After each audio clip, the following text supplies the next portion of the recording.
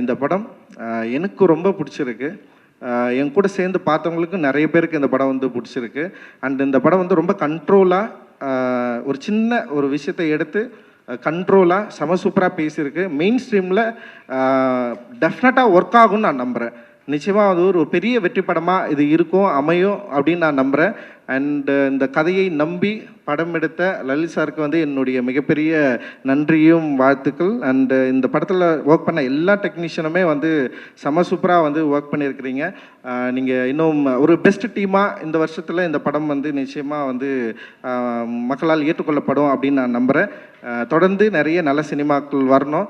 ஏன்னா வந்து இங்கே வந்து பிரச்சனையை பேசுகிறது அப்படின்றது வந்து அது ஒரு பெரிய தைரியமான விஷயந்தான். ஒருத்தனுக்கு பிடிக்குது பிடிக்கலன்றதெல்லாம் இங்கே வந்து பிரச்சனையை பேசாமலாம் இருக்க முடியாது. பிரச்சனையை பேசி தான் ஆகணும்.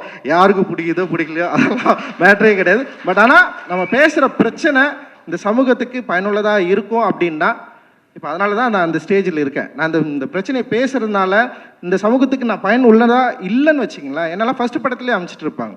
ஸோ இந்த சமூகத்தில் ஏதோ ஒரு வகையில் நம்ம பேசுகிற கருத்து இந்த மக்கள்கிட்ட ஒரு உரையாடலை உண்டு பண்ணியிருக்கு.